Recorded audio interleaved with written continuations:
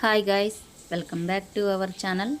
ఈరోజైతే మనం ఈ సమ్మర్కి ఎంతో హెల్దీగా రాగి ఇడ్లీ అనేది తయారు చేసుకుందాం అండి.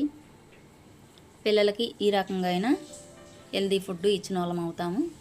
సమ్మర్లో చలవ చేసిద్ది కాబట్టి వాళ్ళు రాగి జావ అట్లా రాగి పిండికి అనేది దూరంగా ఉంటారు కాబట్టి ఇట్లా ఇడ్లీ అయినా ట్రై చేద్దామని చెప్పి ట్రై చేశాను. బాగా తిన్నారు మా పిల్లలు, చాలా బాగా వచ్చాయి, సాఫ్ట్గా ఉన్నాయి. నార్మల్ ఇడ్లీతో పోల్చుకుంటే ఈ ఇడ్లీ టేస్ట్ కొంచెం డిఫరెన్స్గానే ఉంది. ఇక ప్రాసెస్లోకి వెళ్ళిపోదాం. రాగి ఇడ్లీ రవ్వ అండి, ఇది 1/2 kg ప్యాకెట్ తీసుకున్నాను నేను. ఇవి డీమార్ట్లో అలా దొరుకుతాయి. రాగి ఇడ్లీ రవ్వ అనేది 1/2 kg ప్యాకెట్ తీసుకున్నాను నేను. చూడండి రాగి ఇడ్లీ రవ్వ ఎలా ఉందో, కొంచెం బరకగా ఉంది. నార్మల్ మనం ఇడ్లీ రవ్వతో పోల్చుకుంటే ఇది కొంచెం పలుకుగా ఉంది. ఇప్పుడు కొలత కోసం 1 గ్లాస్ తీసుకుందామండి.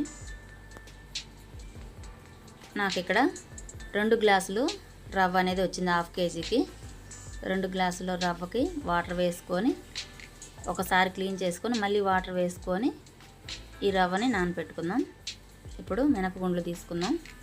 2 గ్లాసులు రాగి రవ్వ తీసుకున్నాం కాబట్టి 1 గ్లాసు నిండుగా మినపగుండ్లు తీసుకోవాలండి. ఇది ఇడ్లీ రవ్వలా కాదు, రాగి రవ్వ అనేది.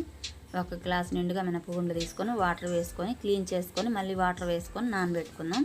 మినిమం 8 గంటలైనా సరే నానాలి. ఇప్పుడు రవ్వను మనం ఇడ్లీ రవ్వను అయితే ఎలా కడుగుతామో అలానే కడిగి ఈ పిండి అంతా, ఈ రవ్వ అంతా వేరొక బౌల్లోకి వేసుకుందాం.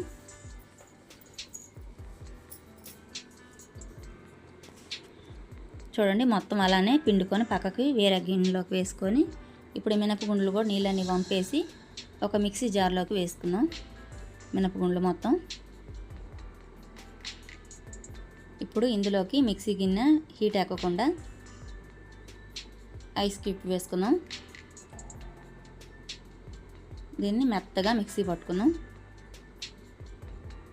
కొంచెం వాటర్ వేసుకొని మధ్యలో ఆపుకుంటూ మెత్తగా మిక్సీకి వేసుకొని ఇలా బబుల్స్ లాగా నొరగగా వస్తే మినప్పిండి అనేది మనకి ఇడ్లీ మెత్తగా వస్తాయండి, లేదంటే గట్టిగా వస్తాయి. చూడండి రవ్వలోకి వేసి మినప్పప్పు పిండి అంతా ఒకసారి కలుపుకొని మూత పెట్టేసుకుందాము. మార్నింగ్ తీసి చూస్తున్నాను, చూడండి ఎలా పొంగిపోయిందో పిండి అంతా. ఇప్పుడు మొత్తం ఒకసారి కలుపుకుందాం.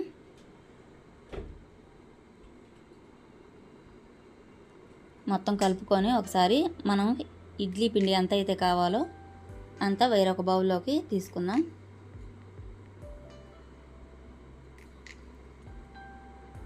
ఇప్పుడు రుచికి తగినంత సాల్ట్ వేసుకొని ఇడ్లీ ప్లేట్లు కడుగేసుకొని వాటర్తో ఆయిల్ ఏం అవసరం లేదండి, అలానే డైరెక్ట్గా ఇడ్లీ పిండిని వేసేసి కుక్కర్లోకి వాటర్ వేసి మూత పెట్టేసి స్టవ్ మీద పెట్టుకొని 10-12 నిమిషాలు ఉడికించుకుందాం. చూడండి ఉడికిన తర్వాత ఒక 5 నిమిషాలు ఉంచి మూత తీసేద్దాం. చూడండి ఇడ్లీ అయితే రెడీ అయింది మనకి. ఇప్పుడు సర్వింగ్ ప్లేట్లోకి సర్వ్ చేసుకుంటే వేడిగా ఎంతో హెల్దీగా రాగి ఇడ్లీ అయితే మనకి రెడీ అయిపోయినట్టేనండి. ఇవైతే హెల్త్కి చాలా మంచిదండి. పిల్లలకైతే తప్పకుండా ఇష్టపడతారు. మా పిల్లలైతే బాగున్నాయి మమ్మీ అని చెప్పి తినేశారు పెట్టినవన్నీ. ఓకేనండి, నా వీడియోస్ నచ్చితే లైక్, షేర్ అండ్ సబ్స్క్రైబ్ చేసుకోండి.